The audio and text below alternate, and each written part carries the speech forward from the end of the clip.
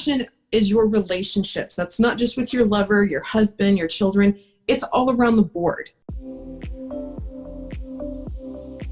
Here at Utah Mom Show, we believe that happy, healthy moms will raise happy, healthy children. And when moms feel supported by their community, them and their families live a more fulfilled life.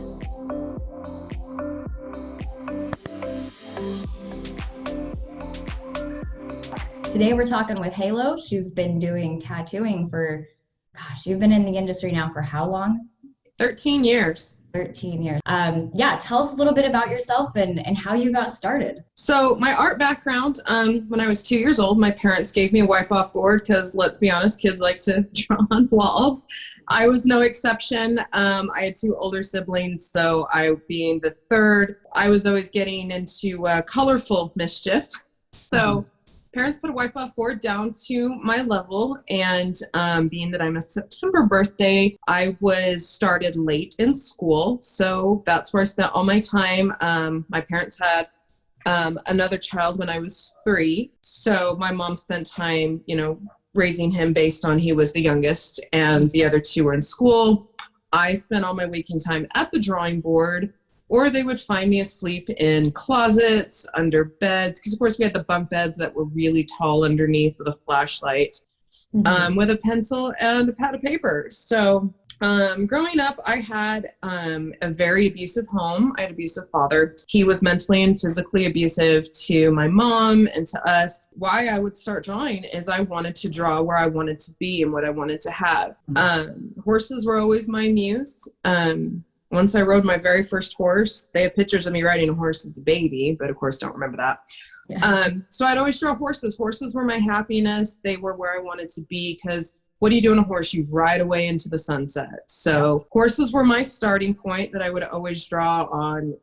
Oh man, you'd find any type of pad of paper, even Post-it notes. You're going to find me doodling on something. When I went to school, being a year older than all of the other children, my art skills definitely, I feel, gave me an advantage to my penmanship and my hand-eye coordination. And when I was in 2nd grade, I entered the school art show, which everyone's familiar with, the Reflections contest, just a display of talent across the board in many genres. And I had a teacher who didn't believe I drew what I drew. I drew a leopard cub. And so that was, I got a thank you for participating trophy, which that's why in this day and age, that was the worst thing you could have given me, because they didn't believe I drew it. They didn't believe I did the work. So to me, I hear the word participation trophy, and that's just like, no, I'd rather not get anything at all. Yeah. And so I don't remember this, but according to my parents, I quit drawing and I was devastated, based on not the participation trophy, not that I didn't win, but the fact is they didn't believe I drew it. They homeschooled me in 2nd grade and all through 7th grade. And I decided to go back to public school in 7th grade. I did every advanced art class. I took several high schools because my parents had split custody. I took every high school I went to state and one to national with the Reflections contest. So that was always my jam. I started drawing portraits when I was 14 in 8th grade. I had art teachers that were just phenomenal. Teachers don't get enough credit anymore or ever. And so just drawing portraits, drawing my friends' animals just for fun. I was a dog groomer as one of my first jobs. And so draw clients' pets for, a commission fee. When I was 23, a friend of mine passed away on a sport bike accident. And I drew a portrait for his funeral. And upon seeing that portrait, many of his friends asked at his wake, do I tattoo? Have I ever considered it? Which, no, didn't have tattoos, wasn't a consideration. And because I lacked, I could never do that, because that's what people who, want to aspire and live their dreams. And my parents never did that. I had a friend who took me to his so-called appointment to see the environment. And lo and behold, he tricked me. And when we walked in, he had grabbed my art book, which was back then, because 2007, we didn't have smartphones. It was a photo album. And so he handed it to the artist and he said, this is the girl I was telling you about, which I was like, oh, crap. You've been talking about me? Yeah, I was like, I haven't even been part of this conversation, and it's already gotten to this advanced point.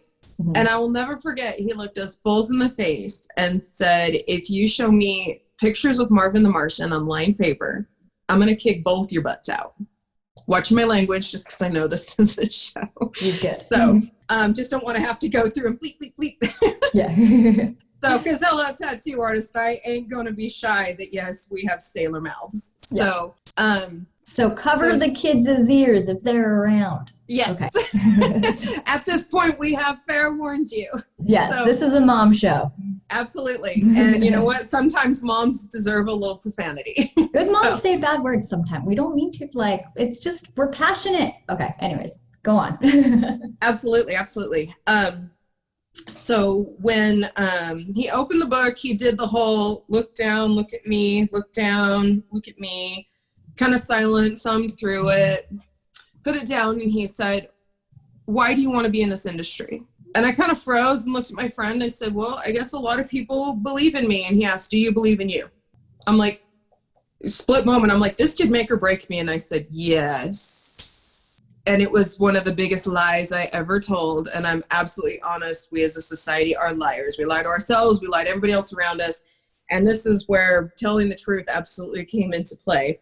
So he told me, he said, where are your tattoos? I didn't have any, not a one. And he said, cool, see you Thursday, 7 p.m. You're tattooing yourself. And I froze, and he goes, or not? And I'm like, yes, I'll be here. Yeah. So came in, did the tattoo, bawled the whole time because I was nervous. Hold on, Haylo, your video left me. Oh no. My friend's just dropping off. She'll come back. Totally my bad. My phone rang. No, you're fine. I was doing the Carlton dance waiting for you, so forget it. That's the downfall. It's a Friday and my phone doesn't shut up. That's why I actually have a business app for my business phone number that I can put on Do Not Disturb. I will not give anyone my personal number for this reason. Yeah. Anyway, just gonna pick up where I left off. What's that? Said future business owners, you need one to organize your calls. Okay. Yes. So quick side note, because I love quick side notes. When you register with GoDaddy, which is a domain name, and you register your domain, once you purchase that domain, you can get what's called the GoDaddy Smart Line for free for a year. After that, it's a fee after the first year, but absolutely worth it. So you love it. Yes. Awesome. Yes, love it. So people who are listening, wanting to start a business, that is an option versus getting a second cell phone, or depending on what you want, that works too, to get a second phone. I just don't like carrying two phones. No, I love that. Yes. Anyway, so where was I? Back to so you showed up and you were doing your first tattoo on yourself. Yes. Ain't gonna lie, every man in the shop was saying, dude, I don't know why this guy's wasting his time with her. She's upset. She clearly isn't comfortable. Well, no shit, Sherlock. How was I supposed to act in my first tattoo surrounded by people I don't know? Doing it on yourself, correct? Yep. Ooh. On my calf. He just drew a little doodle and said, cool, now fill it in. Nothing else. That is throwing you to the sharks in the most literal form I could think in that scenario. So absolutely. And at least I didn't play dead. Yeah. Which, if that was a make or break moment, I could have broken it. So I tattooed myself. It hurt like hell. I felt like I was branding myself, because afterwards he told me, he goes, that's how it feels when you go too deep. And if you don't know how a tattoo feels, you have no business putting them on other people. So I absolutely took so much value of him putting me in that situation. And he said the fact that I didn't cave under pressure, he was impressed by. But he did pull me outside, and he had a discussion with me, and he said, you have potential, but you have to see it. He asked me if, this is something I'm willing to do. And I said, I absolutely really want to do this. He asked if I had support at home, and I said, I honestly don't know. And I was honest, hence why the truth started coming into play. And he told me, he said, I can turn you into a 6-figure artist, or what he referred to as the next Kat Von D, because she was the big thing back in 2007. Mm-hmm. She was. Yes, absolutely. She was on LA Inc. with Ami when she first started, then moved to LA, started LA Inc. She's a insane businesswoman, entrepreneur. Now she does Sephora. I absolutely look up to her in a business sense. I think she's amazing. People don't have to agree with me. That's the benefit of living in this world. Mm-hmm. And so, when he spoke those words to me, I realized if somebody in the industry saw that potential in me, I need to see it. Won't go too much into it, but I was in a very non-supporting, abusive marriage. He didn't support me in it. He told me that there's no reason that I should be doing something that I've dreamt of doing, which the dream of being an artist, so not necessarily a tattoo artist, but a professional artist, was always my go-to. And because he wasn't doing what he wanted to, he's not supporting me in my dream. Does that sound immature? Because I sure thought it was. So he came home to an empty apartment a week later. Wasn't going to deal with that. We didn't have kids together, hadn't been married very long. He was super abusive to me as well because, followed in mommy's footsteps. So I determined, what do I want? I want a happy marriage. I'm not in one, so I left. What do I want? I want to be a tattoo artist, so I pursued it. I was given the opportunity, and no one's going to do it for me. So I did it off and on the side. I still groomed dogs to fund my way through it. I had several different mentors, just kind of exploring my options, exploring different genres. Each one of them had their own specialization.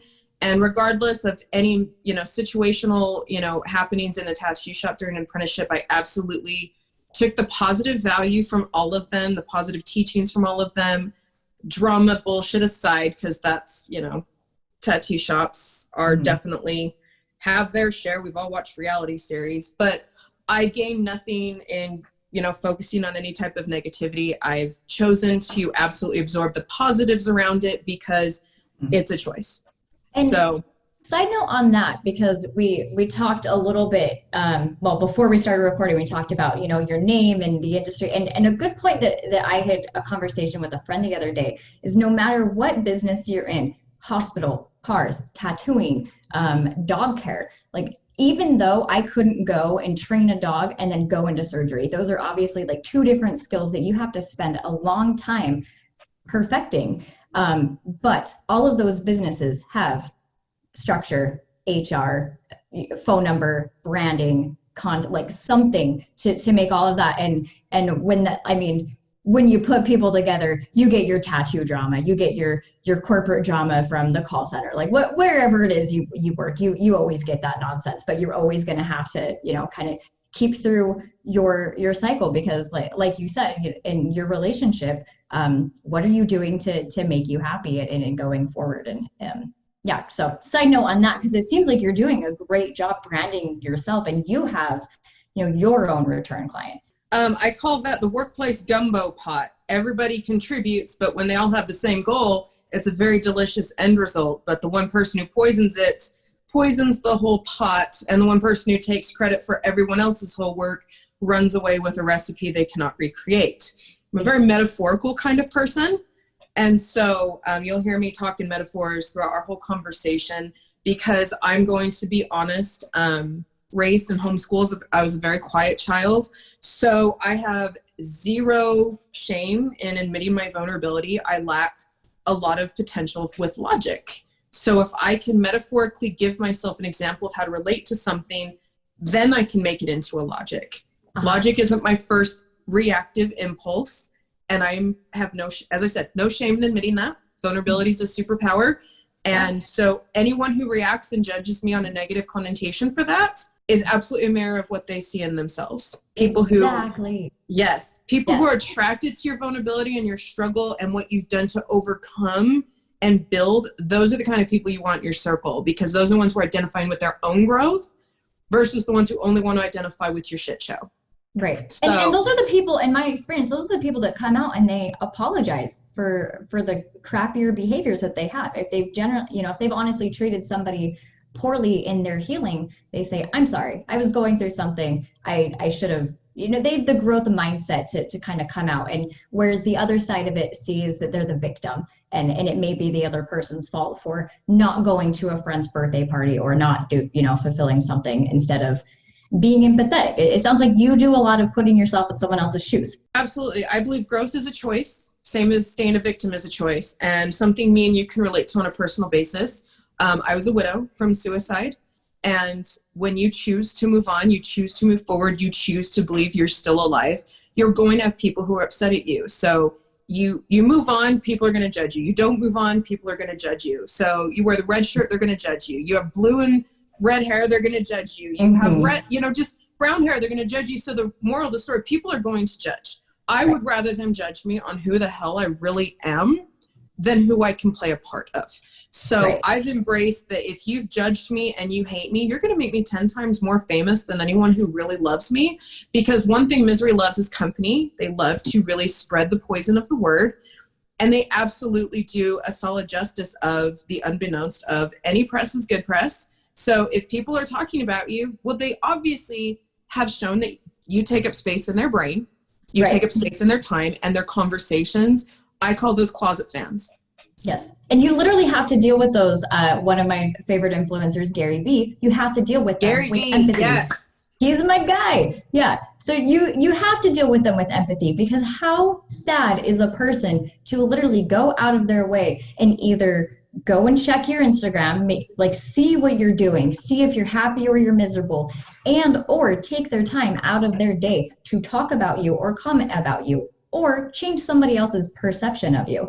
I mean, there's plenty of back in the corporate call center days. I remember one time some lady said, "Oh, I would never come to work looking like how some other lady did." And I was a training manager, and I'm literally half this woman's age. And I just say, you don't know what she went through last night. You don't know if her grandma died. You don't know if she only got 4 hours of sleep and she still came into work because she wasn't getting that tardy. And a lot of people like to say like, oh, she's single mom and has blue and pink hair or something. And it's like, okay, but do you know that that person would actually stop for you if you're on the side of the road broken down and help you out, or literally send you like food when you need it, come and help you when you're grieving? Like, those are the type of people, because you know who you are and you know what you bring to people. And it's just, you really need to empathize with, sorry, let me back up, I'm kind of getting on a tangent You're here. fine, I like it. It really gets to me when people just treat people with because like, what else are you putting out into the universe like all the time? You're stopped at a red light or someone cuts you off or whatever, and I almost like to think of life is, oh, and side note, because I said this and then I found out it was a country song. I didn't know that this was the country song. So life is like a river and all these crazy things happen, and like, rivers are unpredictable. They're nuts, and they've got things that'll sweep you under, but sometimes you get to hold on to the rock and enjoy the things and whatnot. But I kind of think of that as, sometimes there's the hustle and bustle of getting to work or proving yourself, or doing something that you had inside. Like, I have anxiety every single day. There's something that's like the most important on my to-do list, and I'm like, okay, and I stress out for the day, and that doesn't change. It doesn't change at 15, when I'm getting ready for homecoming, or into my 30s when I'm getting ready for work. Like, there's things that I get anxiety, and maybe if we start to teach our children that you're going to live, you're going to go through these emotions and you're going to feel it, but project it healthier. Like, let's be thankful. Like, things, there's just that. But anyways. No, I love that tangent. And I also believe we have good intentions of what we want to teach our children. But as I brought up earlier in our conversation, a lot of parents, just going to call us all out, we're liars. We tell our kids what to do, but we don't do it. So kids, for the majority, they don't give a shit what we say because they're not going to remember it. Let's be honest. Ask them to go to this dresser, find the red this and the blue that, and they don't come back with it. There's a reason why words are not what they absorb. They absorb what they see in actions. So it's the same as my coach said, you can't tell your child eat healthy as you pull into McDonald's. You can't tell your children to get rid of toxic people as your friendships and your marriage is full of toxic people. So when there's a toxic presence and I dismiss it from my life, I bring that up to her. If there's a moment that I can problem solve and figure something out for myself, I do it in front of her and I show her what I'm doing, because kids will remember what you do. They ain't going to give a shit what we say. So you can't tell your child, yes, go live your dreams and be happy, as you're miserable living in your bullshit. Because they're going to see that, and that's what they're going to remember. And all they're going to remember is mom or dad teaches me this, but they don't do it.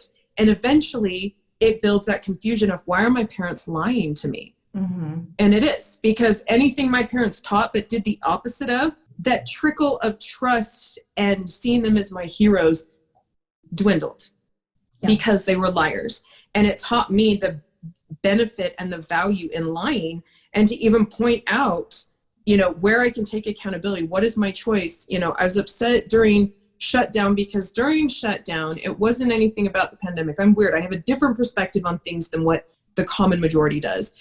And so I had taken a day and I had, scheduled myself art projects to do and webinars and things like that. And I realized I had overwhelmed myself on my schedule, and I didn't give myself enough time to eat breakfast or to self-care, to go for a run, to take the dog for a walk. And I just got upset at myself. And my daughter came downstairs and she saw me upset.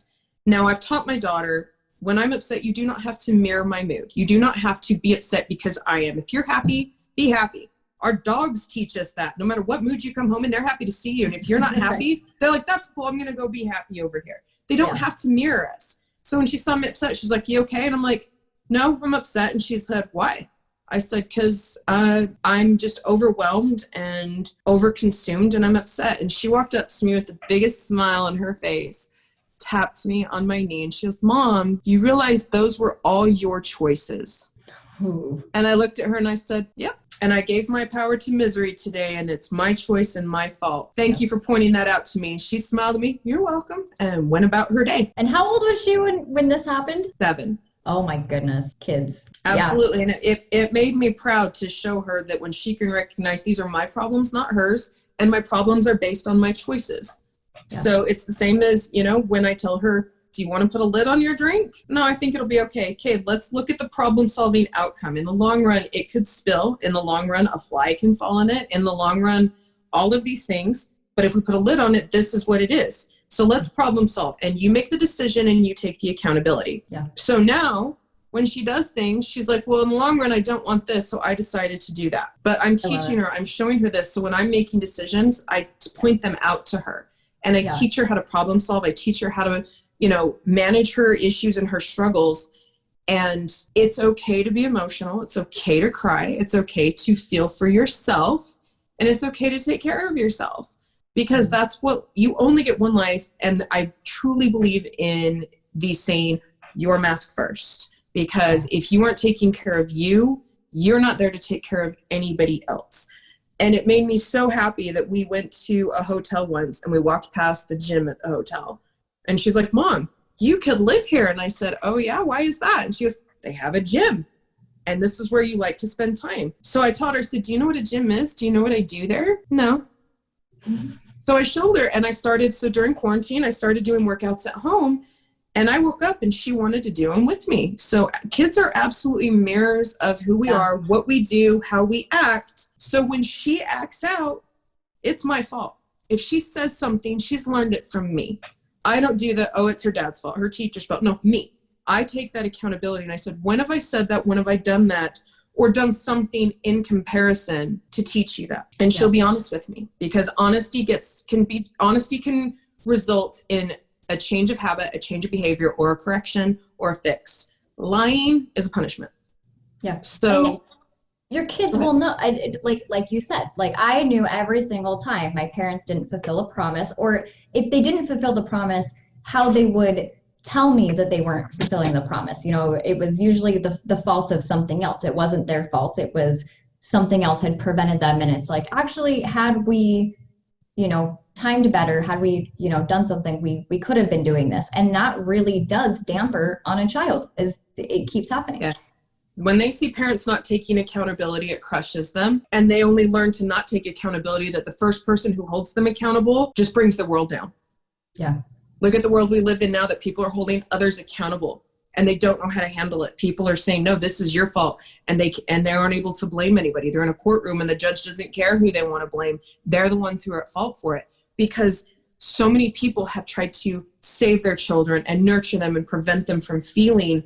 And I have believed so much in struggle because of what it's done for me. And I point out in all her little cartoons and her books and her, movies that we watch together, we have conversations and we see, how does this relate in real life? What can we value from it? And so you don't spend your time comparing, as far as, sorry to interrupt you. It doesn't seem like you're comparing. You're in your lane about what you can do better. You're not telling her, don't act like so and so here, and don't dye your hair, and this isn't, you know, the social norm. You're saying, look, if you want to be an artist, that means something different. If you want to be healthy, that means something different. If you want to be smart, that means something different. I love what you're doing. The biggest game changer I found with children is questions. You can tell them until you're blue in the face, but until they hear themselves answer, and until that they're given questions to problem solve for themselves. Kids are cue takers. If you say, you want this, right? Sure. You want that, right? Sure. You meant this, right? Sure.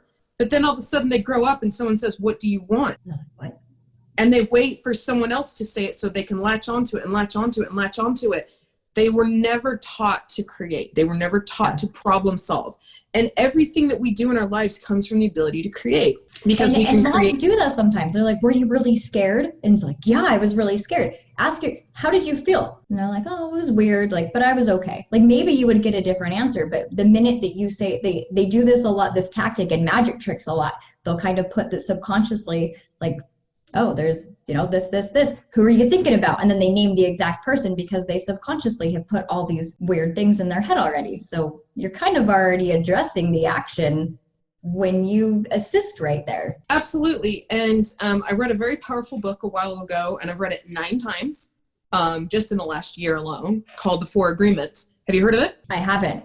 So 4 agreements are: be impeccable with your word, never make assumptions, never take anything personal, and do your best. So by applying those, I literally looked at my husband after reading that book the 5th time, and I said, had I applied all of these in my life would be happier, my life would be drama-free, and every argument I've ever started would never have happened. That's powerful. And it was one of those epiphany moments of the only way the 4 agreements work is if I do them. And so I believe when everybody is all, how do we change the world? And it starts with us. I take that to a level deeper. You want to prevent or, like reduce the number of poverty? Don't be in poverty. It's a simple concept. Victims hate that. You want to prevent suicide numbers? Don't commit suicide. And I have an absolute ground to stand on where I'm a widow from suicide. And I still say that. So people who are absolutely outraged at my comment with that only reflects their emotions, their internal thinking, and is a reflection of themselves, of what they're upset by. They are responsible for their emotions. I'm only responsible for my words. Well, and you're not saying it to hurt people. You're saying it to say, hey, have you thought about it in this aspect, and trigger warning here, because suicide is such an unnatural thing. And the people who suffer from it, they wonder some weird things. It leaves some unanswered questions because that person technically chose to leave. Whatever the reasons were that got them there, they made a choice. And that affects, the downline, because now we have reasons why. We can't just go, oh, why? Because of a car accident. Oh, because of cancer. People want to blame something. They want to blame something. And it's unfortunate when someone loses their life to a car accident, or somebody is, they loses their life to the hands of another human. We blame what killed them. Except for in suicide, we refuse to blame the one who made that choice. It doesn't make sense to me. It was their decision. It was nobody else's fault around them to lead them to that. And it was nobody else's problem or fault to prevent them from that. Now, do I believe in human kindness and compassion? Yes. Yes. But you can give somebody who has made a decision on any platform, not even just suicide, once they've made that decision and they're happy with it, 2 things come into play. They're going to make it no matter what you say, or because you've built such a good relationship with them of value and trust and honesty, they will value your opinion and think twice. And this is why I believe when I joined my business group called Lion's Den, I can get into that more. He does a focus based on an entire program called Core 4. Core 4 is power, passion, purpose, production. Passion is your relationships. That's not just with your lover, your husband, your children. It's all around the board. And when you do Core 4 every day, you are contributing to each one of those departments, for lack of better term. And when you're constantly contributing to the people you care about, not with anticipation, not with expectations. I literally hate that word expectation. That's one-way road to disappointment, because to me, expectation really means read my mind. Okay.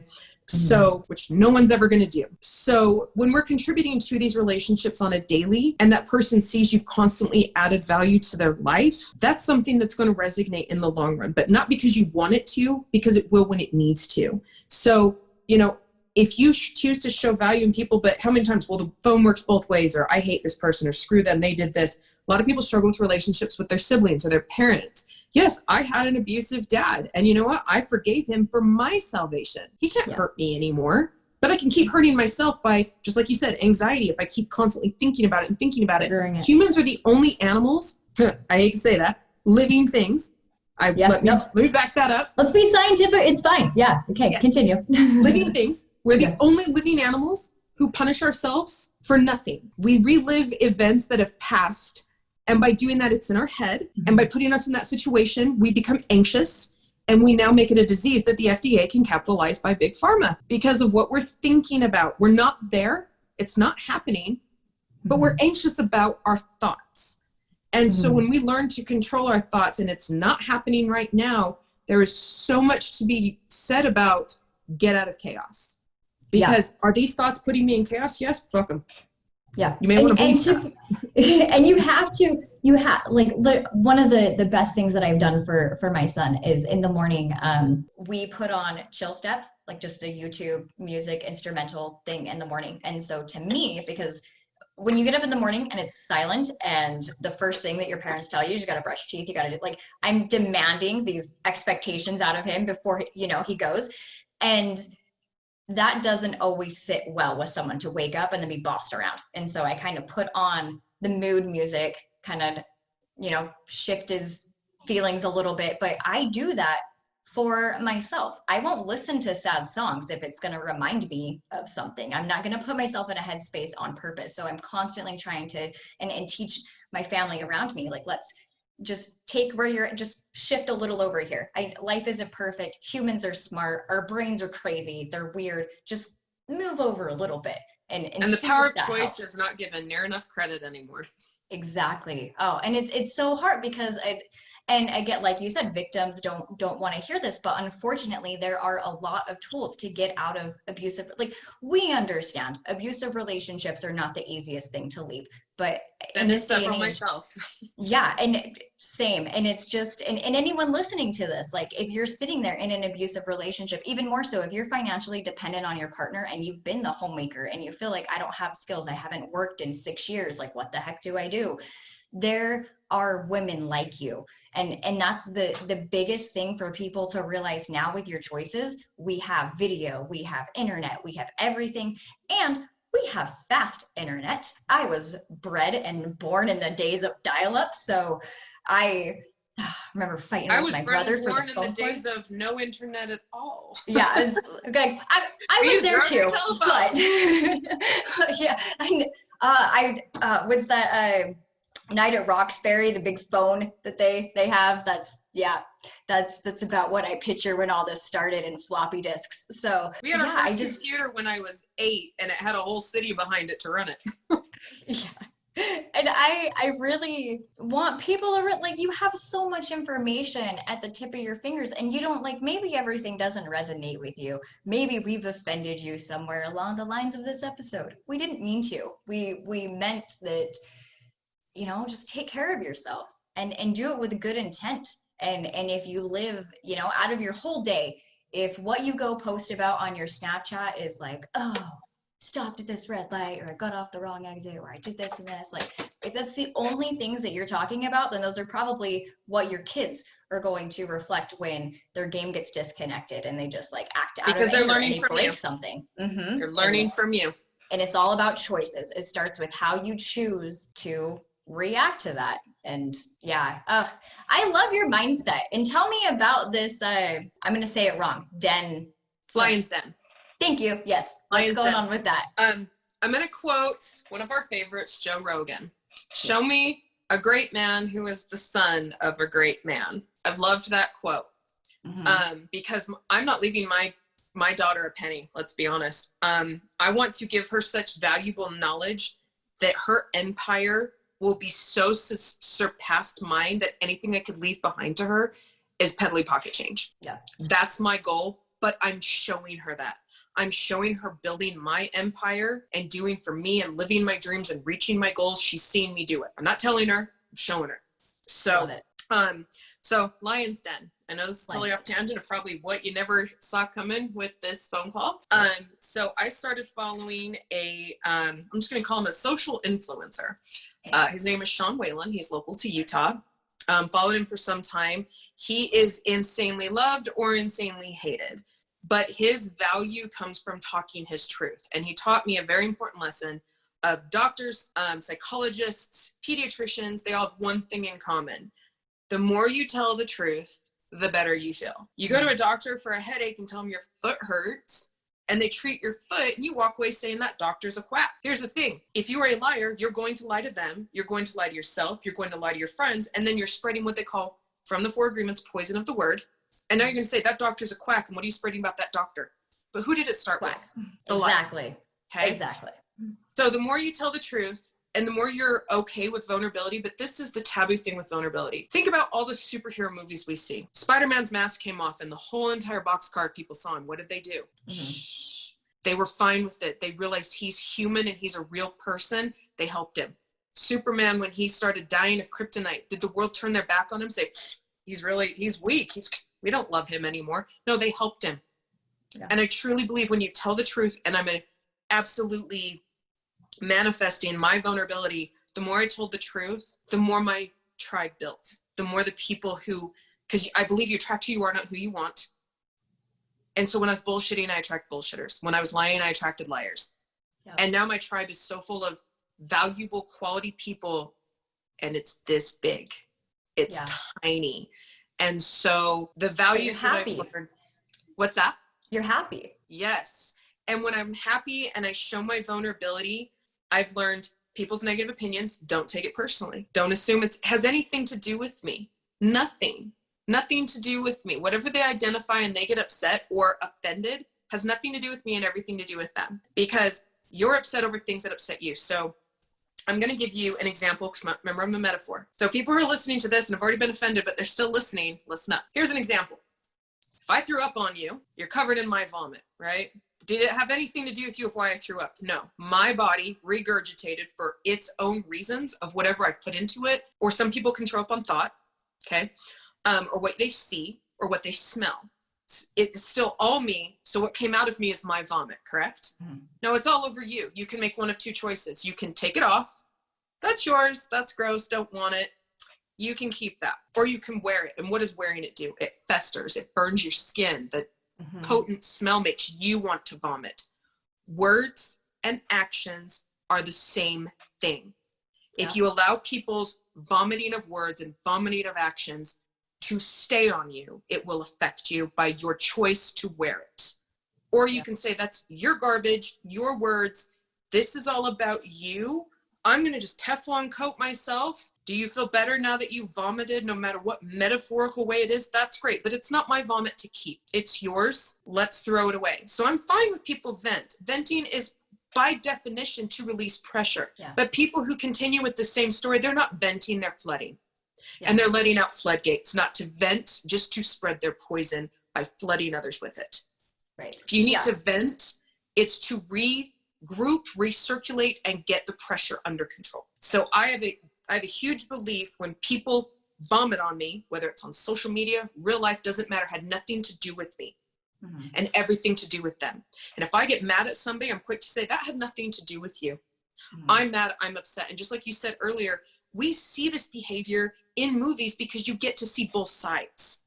Yeah. Oh, I've seen, bring up something personal in my life. I was sexually abused as a child. And when I finally came out about it, my family told me to stop playing the victim, and it wasn't that bad. And let me tell you how strong our relationship is now.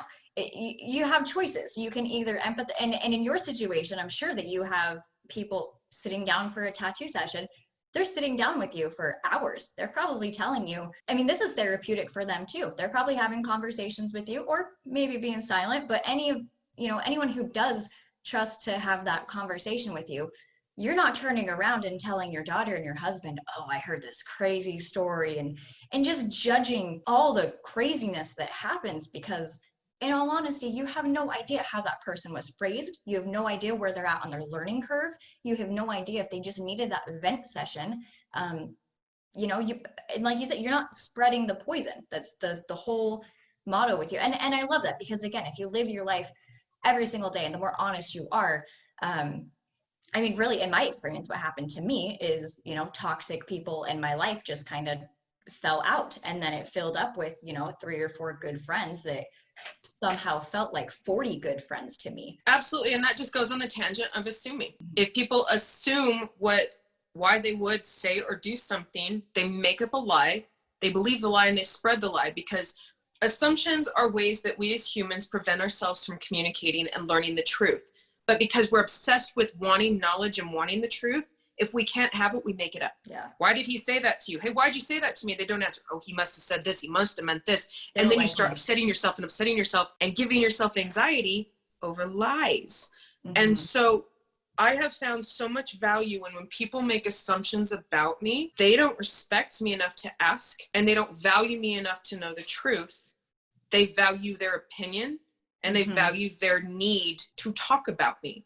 So I have lost the need to want to explain my side. I no longer care.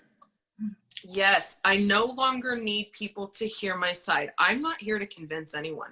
If they're already convinced, I don't need to persuade you or sway you to anything. Because if you've already made a decision, I respect the decision you've made. Yeah. If you want to ask me questions, we will have a conversation. Yes. But I'm by no means going to say, let me change your belief system. Let me change your perspective. Let me change everything you think and know. No one wants to do that. That's why when I see everybody on social media, no one came to social media today saying, who can change my belief system? Right. Really, you hop on social media and you're like, who deserves my like today? Not you. And you keep scrolling up. So really, if we cared, and even more so, if people do treat you weird and you're busy assuming they don't like me, and let's say maybe you're right, like maybe they don't care, because if they don't, like, why don't? If you're a decent person, something's wrong with them if they're gossiping. And don't put that assume in your head, because all it remember does for you have to value their opinion for it to affect you. Exactly. So when people you don't value, people who don't love you, and people who don't honor you are saying things about you, it's a problem. Guess what? You're taking up rent-free space right here. Yeah, exactly. And you can, there's so much time to spend on Facebook and argue, or to talk about another person. And I love talking to people. And when I stop with my neighbor and we're talking for like 40 minutes, I don't want it to be draining and unhappy. I want it to be positive and like, how was your week this week? So it all comes down to choices. And that's why I believe in venting. And you absolutely need someone very close and very undeterred. Sorry, let me back up. Undeterred, so they do not alter a perspective of who you are. Because here's the thing, how we act under pressure is not how we act as normal human beings. But think about in society, if they want you to hate somebody, they're going to take how they acted under pressure. Same as how you throw up. You throw up under pressure. And are they going to say, don't be around this person, they're always going to vomit? No, but they're going to push if they want you to hate them. So I listened and paid closely attention on what are they trying to persuade me to think or do, because that's a full reflection of them and has nothing to do with who they're talking about. I learned about people like you learned about me. This whole conversation, you know nothing of my mentors, my friends, my marriage. You know about me. Because no matter what I say about them, my reflection, my interpretation came from me. My vomit's on all of it. Yeah. Yeah. Metaphorically. Yeah. And so. Well, and who you are as a person, I would feel comfortable that if I mean, not to say, okay, who can I go and throw up on? Because in all honesty, you know, sometimes that is reserved for therapy. Sometimes that is reserved for a more special time. Yes. But what a gift to be that person and your friends and go, you know, if you honestly need me and I'm a phone call away, and that's great. And if you do vent to me, you know, it's going to be here safely. And that is really something that money can't buy. Money can't buy trust. Money can't buy your time that you've built, bonded with people and who you are. And I'm a stranger, and I already feel like I could come in and talk to you about a hard situation and know that I'm going to get this beautiful piece of artwork, and you're not judging me for being a human. you know. So I appreciate your mindset on that, because a lot of people need to, our kids copy this, and if we treat people this good, they will go treat people that good. And if we find value, they'll find value. And so I learn a lot about parents by their children, and parents who have children who act like assholes, they have one thing in common: they're blaming everybody else. Well, what's that kid gonna do? Blame everybody else. And that's fine. That's their lot to live. I'm not here to save or change anyone. mm-hmm. And so my coach in the Lion's Den, Sean, taught us, when your own house is in order, you ain't gonna give two shits about somebody else's. Everyone who is barking at your door of what your home looks like has a shithole of their own, and that's how they take the focus off of it. So I'll briefly go into, since we digressed on several amazing tangents. Yeah. I'm loving this conversation. It's fantastic. And it's a lot of taboo topics, especially for moms. There are so many sensitive taboo topics that I want to encourage anyone listening. You're perfect. You're okay. There's nothing wrong with you. And I hope everyone listening to this right now will literally go into a mirror and tell them that I'm perfect, because there is no you. Like, I don't know the world with me, but you do. And so we are perfect for who we are. We're perfect of who we're born to be. No one else will have your DNA, your genetic line, or everything that makes you you. You are perfect as you are. And that is the lot you're meant to do, the life you're meant to be. If we were all the same robots and in perfect perfection, this life would be, I'm just going to say it, bleep warning, fucking boring. It would be boring as shit if everyone thought the same as you, believed the same as you, learned the same as you. Boring as fuck. Let's just be honest. Yeah. So who you are is perfect. You want to grow? That's perfect. You want to stay stagnant? That's perfect too.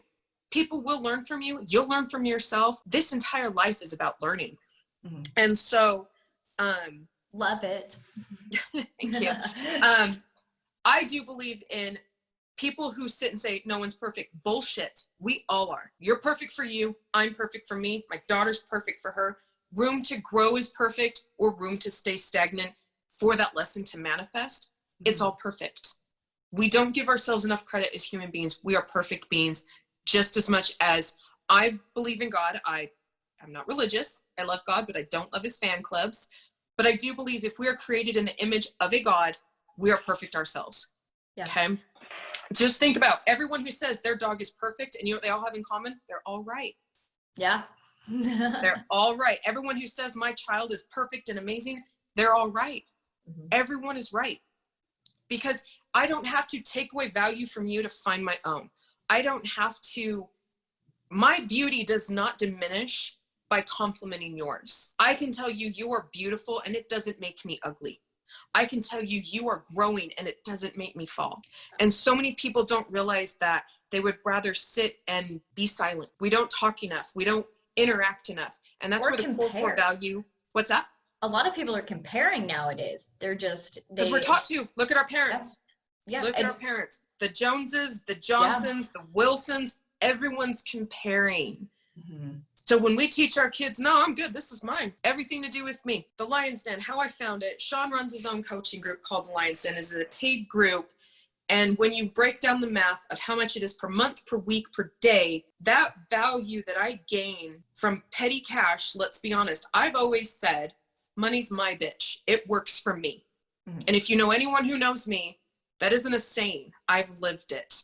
I've never given money power over me. I will never say I'm broke. Even if I have 2 dimes, I'm not broke. Broke's a mindset, not your money, not your bank account. Do you know what those 2 dimes made me do? They made me hustle for 2 more dimes and 10 more dimes and 8 more dimes. They made me want to build where I am, but they never distinguished my mindset. That money worked for me. No matter if I can make $5,000 a year or $500,000 a year, money works for me.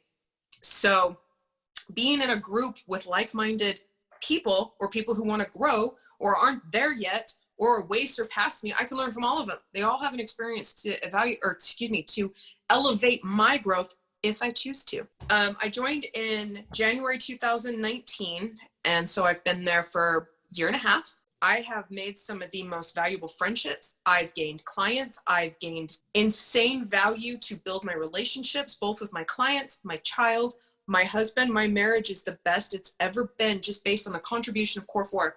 So again, I know we're like way over time right now. I mean, if you're fine, I'm fine. Go on. Perfect. So power's your body. self-care. Do you take care of yourself? What do you eat? Your nutrition? What do you do? Your activities? Keep your body moving. I'll tell you what, I am in the perfect mindset when I have a sweat. That's why this morning I woke up extra early. I went and got a sweat, and now I'm here. Absolutely my passion for the day. You have a morning routine. Yes.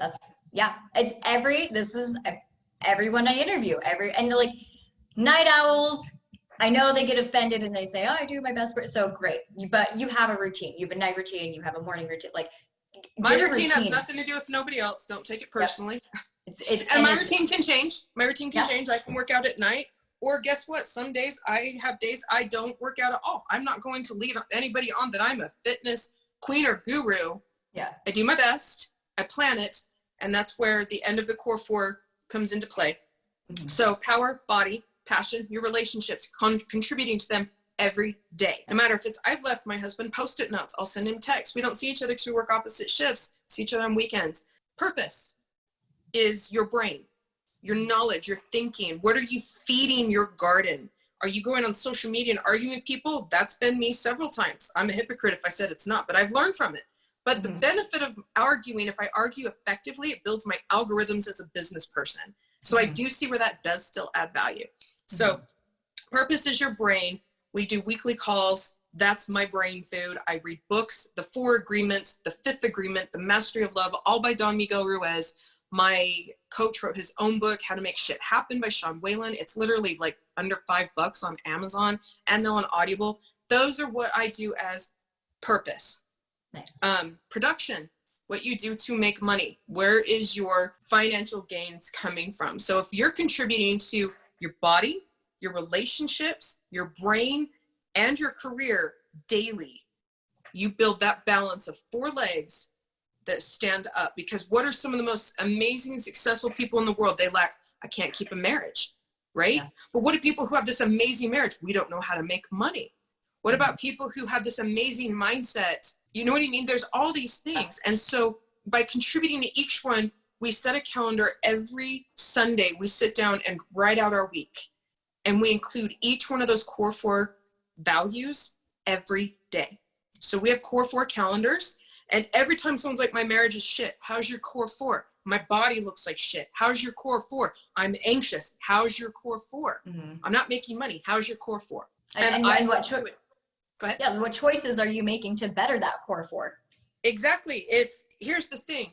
If your wife's out cheating on you, A, you stay, you allow it. B, does she want to be with you? C, are you willing to do the work? There's a lot of things around it. Nobody just randomly walks out the door and says, I'm going to cheat today. That takes a lot of work. So anyone listening to this who's been cheated on has nothing to do with you and everything to do with them. Okay? You didn't do anything wrong, but what you can do right, if they are still a cheater, that has nothing to do with you. If you want to stay, stay. If you want to go, go. But the biggest thing my coach taught me, he had a big, huge, they call it Lions Den Live. They gather all the members, they fly in. This is a worldwide group. We didn't get the over the pond people from UK, Australia because of travel bans right now. But they all get together and we all add value together. And the biggest thing he asked, what do you want? It's a 2-day event.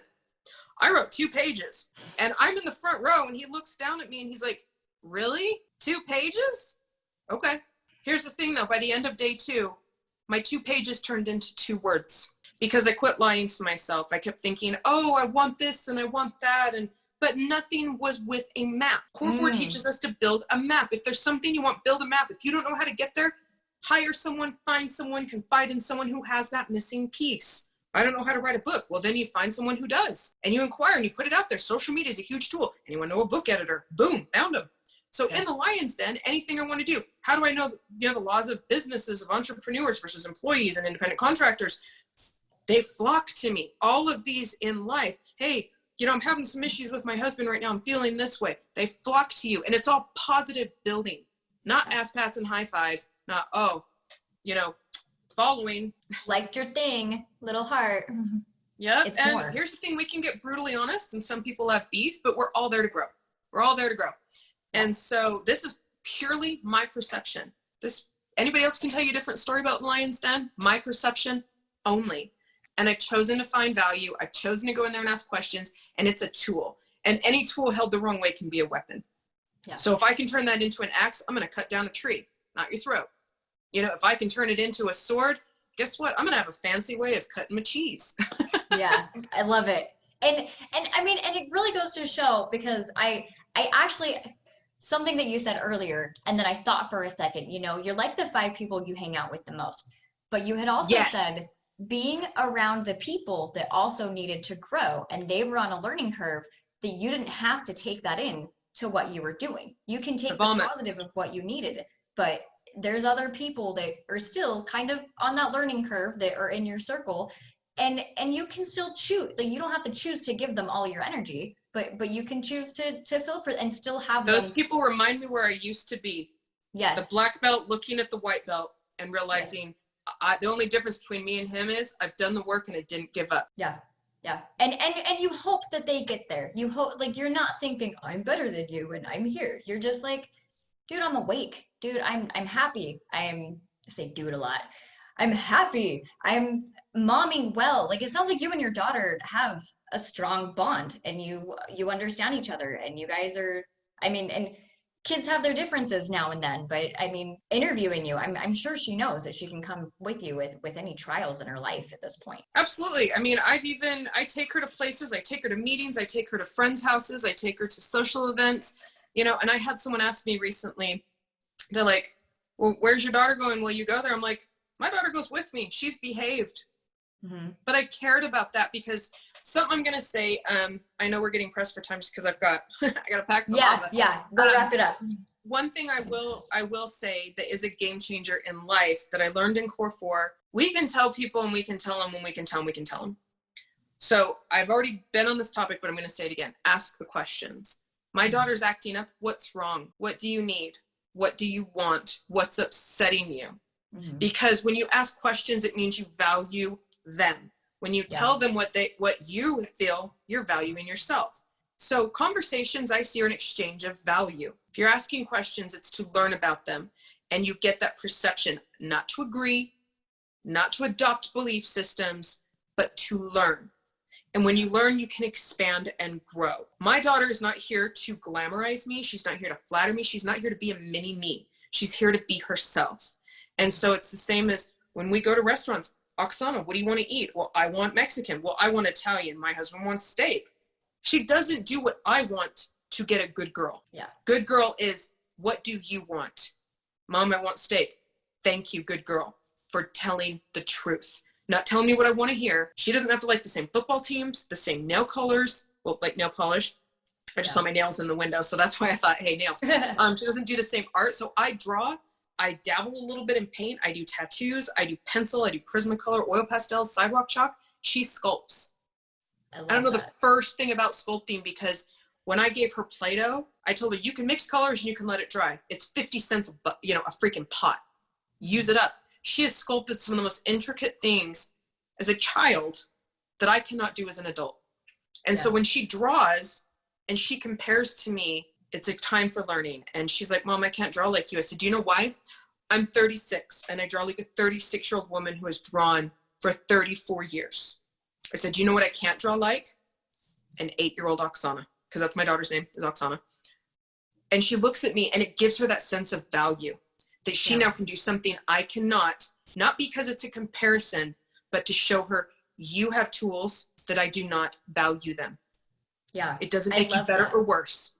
And so now when she draws something, she's like, Mom, look at what I drew. And I said, you're only going to draw like an 8-year-old for 1 year of your life. I love that. Everyone needs to tell their kids that. Oh, I want her to value her childhood so much, because what do we always tell them? When you grow up, when you're older, when you this. No, I point out, hey, go play on that playground. I'm not small enough to play in it anymore. I wish I was 8 years old and I could do that. Yeah. So now when we have conversations, she's like, Mom, I love being a kid. So when people bring her issues, I tell her, is that a kid issue or a parent issue? It's a parent issue. You don't have to care. That's not your responsibility. You're going to spend your whole life being an adult. Mm-hmm. Go be a kid. So when she says, this person said this, is it a kid issue? No. Do you care? No. You know, she went to the gym with me one time in the daycare, and she walked up to a little girl and said, hey, do you want to be friends? And the girl says, do you have candy?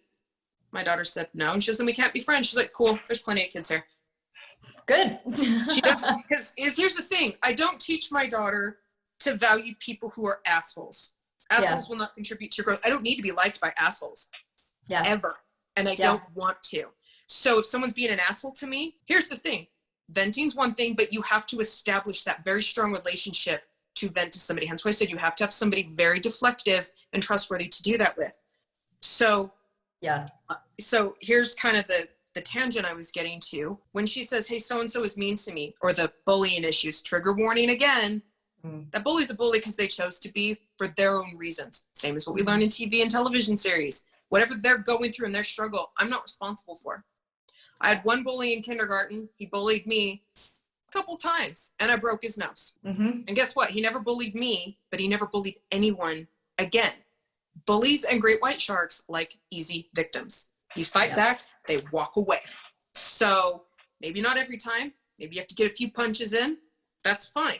I do believe fights can still solve problems because it sets a boundary. I'm not going to hug someone who holds a knife to me.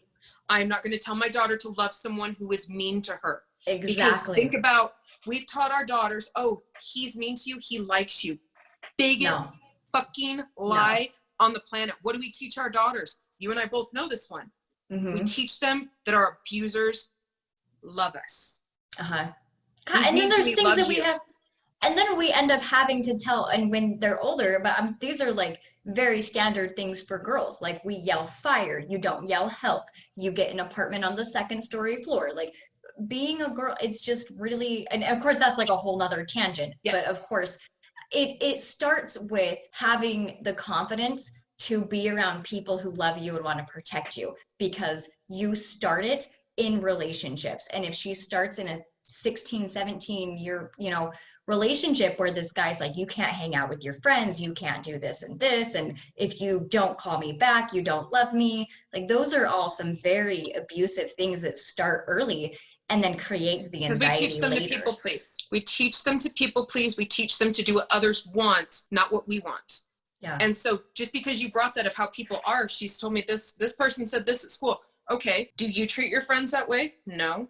Do you believe that that's how friends should treat each other? No. Is that person really your friend? No. And at this age, it's so easy. Adults struggle. Kids are easy. Is that even someone you want to be around? No. Then, make that decision for yourself. And Haylo, I'm so sorry. I know you have to go. So let me just this conversation. I will tell you that it's absolutely worth the time that we went over. Okay, good. I'm so glad I got the chance to talk to you. And yeah, I really want to, so one thing that I think is really neat, and of course, just to plug you in and get your information out there because your stuff's amazing. Yeah, I love how you came, like you said, like how you got your name Haylo and everything, and it kind of goes into the industry. And really neat, I don't know if you knew this, but with sign language, you can't get your sign language name unless it's from a deaf person. And they give it to you, or someone who knows ASL, like in the community. So they have to give it to you. And so my name back in junior, I like to draw. And so with the D, like this was my sign language name. But it's something that, you have to make. So it really, when you said that to me, I was like, little culture things. Because again, humans, we do this within our own little circle. So I like how you got your name. I think it was super cute and I love it. And attaching to what brings us together just starts putting human back in humanity. Yeah. And artists are so, if everybody were to go be a lawyer and a doctor and a construction worker, and like, I don't think we realize sometimes when we're saying these things to our kids that there is art all around us. And creation everywhere. And you can't have in any business that you're in, auto industry, like we talked about this earlier, there's a logo. Who do you think designed that? An artist. There's when you see a building, the world is ran by creators all over. And so you guys are really I'm gonna say the bottom line, but you're actually the steeple of like what the world is created out of. It's art, and it's sometimes the first art act was a piece of artwork. If you're thinking about it, any creation, engineer, design, and problem solve comes from creation. I just create what I see and think, and I put it on a piece of paper or skin. And I'm so glad. I mean, okay, I'm glad when people go and be doc. Don't get me wrong, we need our doctors, but we also they use their creation to help people. Exactly. And you're using yours to create and help people. And thank you. people, it's in every aspect, whether you're a blogger, you're creating and you're helping, whether, all of these. So moms, keep it up. Take a chance to humiliate yourself. And because I can't imagine if you would have just chickened out and you're like, no, I can't tattoo. And you didn't show up that day, but that's literally what just shifted because you were always going to be an artist. Like whether you were talking to your daughter or whether you were writing in your journal or you were just coloring to yourself, like whatever, or sketching to yourself, like you were always an artist. But how do you live a happy life? Because you're not happy working production and doing this, and maybe you like dogs and that was great and that's how you balanced it out, but eventually love animals. It's a passion of my artwork. Yeah. I can see all the animals behind you, by the way. All the stuff is great. So yeah. And in fact, I just posted a photo the other day. My friend came over with a couple dogs and I was like, it's my dream backyard. I've got like 4 dogs back here playing and I've got a coffee. It's great.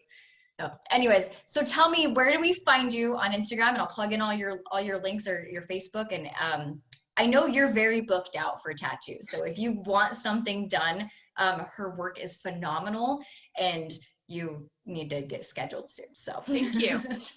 So I just always have any inquiries can go to my website, which is inkgoddesstattoos.com.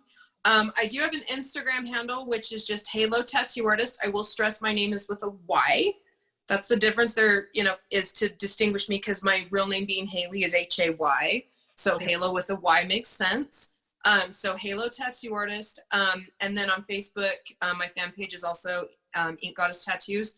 I will say there's an automated message on both Instagram and Facebook due to overwhelming response that I get that always redirects you to inquire via my website. So I definitely love followers and people who follow me on both Facebook and Instagram. Absolutely. I value you and I appreciate you insanely for doing so. Just know I have tried to make it more simple of redirecting everybody to the website just because it has an inquiry button right there that you can fill out your information, what you want, and it sends it to me directly. Having everything in one portal keeps everything organized, the references, the people. That way I can stay more organized and keep everyone together. And that's the reason why I do that. So when people see that automated message, it's just because I value organization and want to keep everybody organized because I care about what they want. Yeah, which when you're looking for a tattoo artist, and especially of your skill, that's very important. So it's great that you're keeping organized because you don't want to get a message and someone thinks, oh, that tattoo, she didn't get a hold of me. It's like, actually, no, you need to go through the website. So that's okay, cool. We'll easily link all that stuff for you guys down in the video. Haylo, thank you so much for your time. It's been awesome. Thank you. And, yeah, enjoy your time with your family and be safe, and we'll talk to you later. Can I give one quick question or one quick shout out to everyone listening? Yes, please. Game changer for me. People have probably seen this who follow me on social media. It's called my Ferrari mindset. When you value yourself, present yourself, and own yourself as a Ferrari, you attract Ferrari buyers because Ferrari buyers go to buy a Ferrari, not for a good deal. When you sell yourself as a used minivans from Joe's used car lot, that's who you attract. So who you are, be honest to yourself, tell yourself the truth, value yourself, be the Ferrari, and go own that shit. I love it. You guys, we're not lying to you. Words of affirmation, they work. And for those who want to find the Lion's Den, lionsnotsheepden.com. Cool. I will plug that in also in the description. Okay.